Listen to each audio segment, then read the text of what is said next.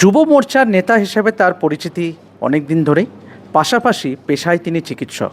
কিন্তু এবার তাকে এক নতুন ভূমিকায় দেখা যাবে। তিনি হবেন রাজ্যের নতুন ক্রীড়ামন্ত্রী ইন্দ্রনীল খান।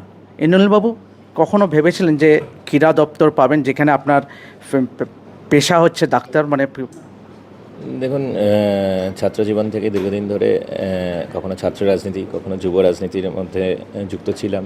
বিশেষ করে গত 5-6 বছর পশ্চিমবঙ্গে যুব সমাজের মধ্যে কাজ করার সুযোগ দিয়েছিল আমাদের পশ্চিমবঙ্গের প্রদেশ নেতৃত্ব এবং ভারতীয় জনতা পার্টির সর্বভারতীয় নেতৃত্ব।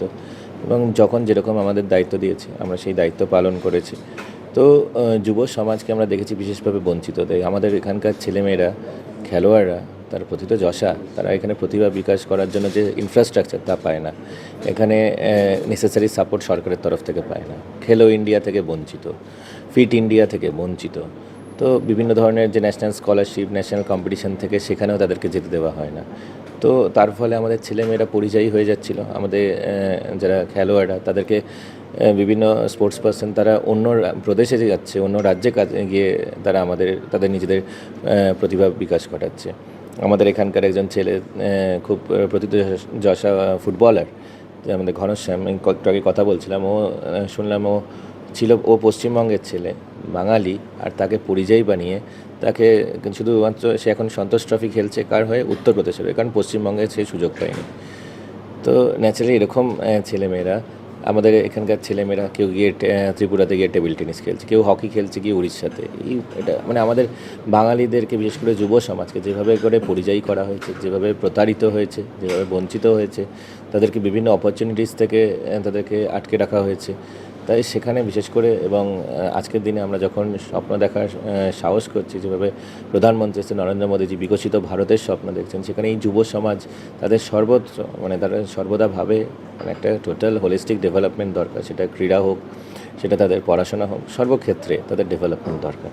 তো সেইখানে আমাদের বিকশিত ভারত, যে যুব সমাজের কথা ভেবে বিকশিত ভারত, তো সেই বিকশিত ভারতের স্বপ্নকে বাস্তবে রূপায়িত করতে আজকে যুব সমাজে যেমন সরকারের মানুষ ভয়কে আউট করে দিয়েছে, সিন্ডিকেটকে আউট করে দিয়েছে, মানুষ আজকে ভরসা এবং বেছে নিয়েছে। তার সাথে সাথে প্রধানমন্ত্রী নরেন্দ্র মোদীজির বিকশিত ভারতের স্বপ্নকে মানুষ আজকে দেখতে শুরু করেছে। তো সেই অবস্থায় আমাদের বিশেষ দায়িত্ব যুব সমাজের মধ্যে কাজ করার।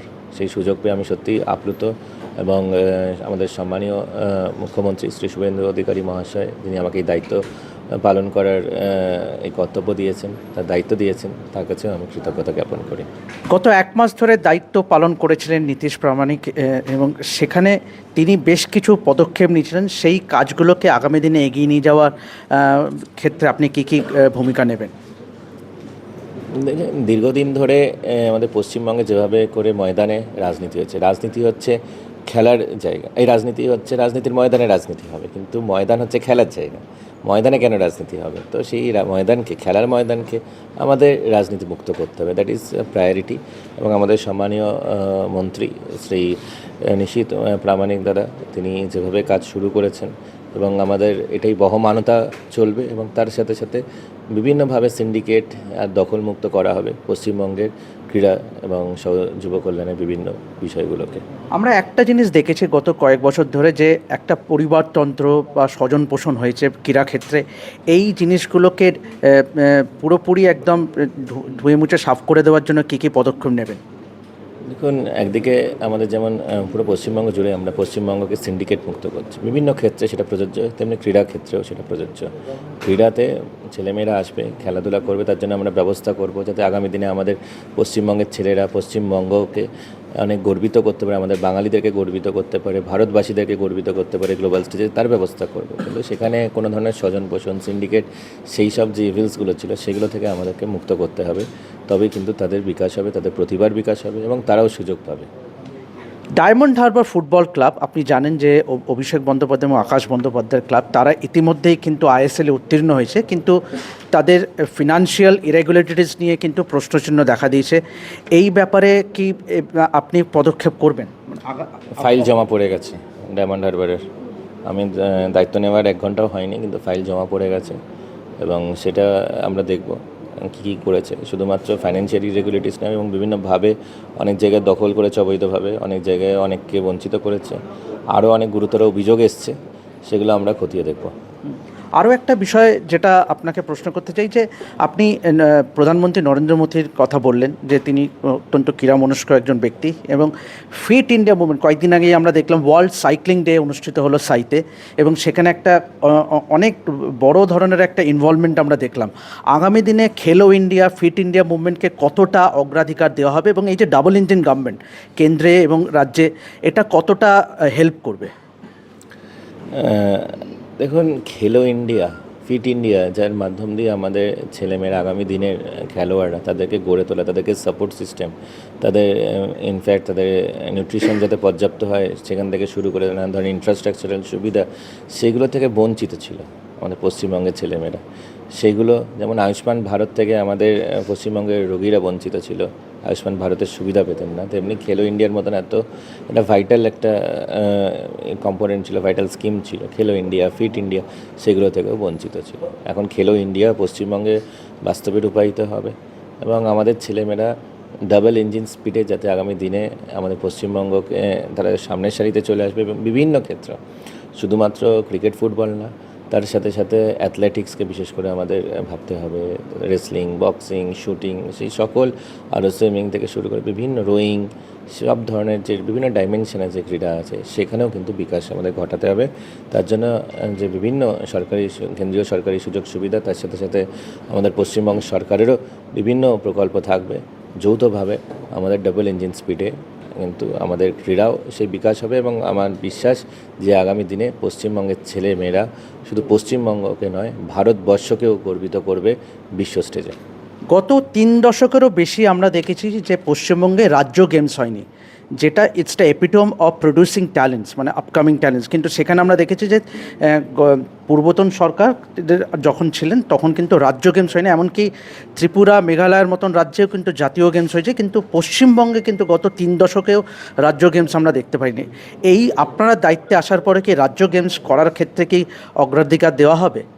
দেখুন, কম্পিটিটিভ স্পোর্টস আনতে হবে, নইলে কম্পিটিশন না থাকলে আমাদের বিভিন্ন যে এক্সপোজার হয় না, আমাদের ছেলেমেয়েরা বা এক্সপোজারের সাথে সাথে বিভিন্ন অপরচুনিটিস আসছে, সেগুলো আনতে হবে, নইলে ছেলেমেয়েরা কী হবে, বাধ্য হয়ে তারা পরিযায়ী হয়ে যাচ্ছে অন্য রাজ্যে।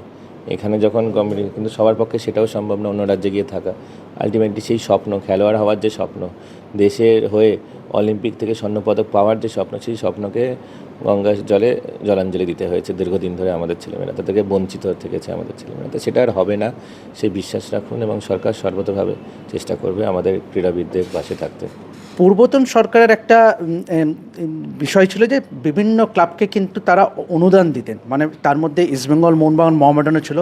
এখন সম্প্রতি আমরা জানি যে ইস্টবেঙ্গলের একটা ইনভেস্টার সমস্যা হয়েছে ইমামিকে নিয়ে, এবং মোহামেডানেরও কিন্তু এই মুহূর্তে কোনো ইনভেস্টার বা স্পন্সর নেই।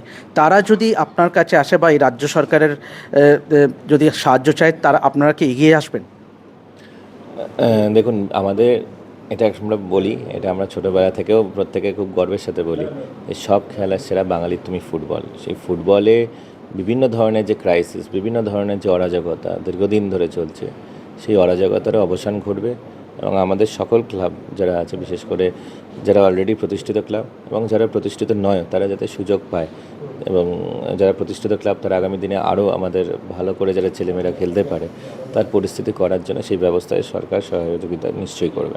আপনি নিজে বেহালা পূর্ব থেকে, বেহালা পশ্চিম থেকে, তো সেক্ষেত্রে সৌরভ গঙ্গোপাধ্যায় বা ঝুলন গোস্বামী বা বিভিন্ন যে কিংবদন্তি ক্রীড়াবিদ যারা আছে, তাদেরকে নিয়ে কোনো কি স্পোর্টস বডি গঠন করার কোনো ভাবনা চিন্তা আছে? দেখুন, সৌরভ গাঙ্গুলি বলুন, ঝুলন গোস্বামী বলুন, দিব্যেন্দু বড়ুয়া বলুন, যারা আমাদের ক্রীড়ার বিভিন্ন ক্ষেত্রে কাজ করেছেন, বিভিন্ন ক্ষেত্রে আমাদের পশ্চিমবঙ্গে কল্যাণ চৌবের কথা ভাবুন, যারা অশোক দিন্দা, যারা আমাদের পশ্চিমবঙ্গকে গর্বিত করেছে ক্রীড়া জগতে, তাদের প্রত্যেকেরই বিভিন্ন সাজেশন, ওপিনিয়ন তাদের সাথে বসে ঠিক করা হবে যাতে আগামী প্রজন্ম ক্রীড়া ক্ষেত্রে বিশেষ করে অনেক বেশি অপরচুনিটিস পায় এবং ছেলেমেয়েরা এক্সপোজারটাও পায়। তার জন্য ডেফিনেটলি যাদের অভিজ্ঞতা আছে তাদেরকে সাথে নিয়েই এই সরকার চলবে। একটা শেষ প্রশ্ন, আপনার বার্তা কী থাকবে দায়িত্ব পাওয়ার পরে, প্রথম বার্তা কী থাকবে পশ্চিমবঙ্গের মানুষের জন্য অ্যাজ এ স্পোর্টস মিনিস্টার? এবার পশ্চিমবঙ্গ খেলবে।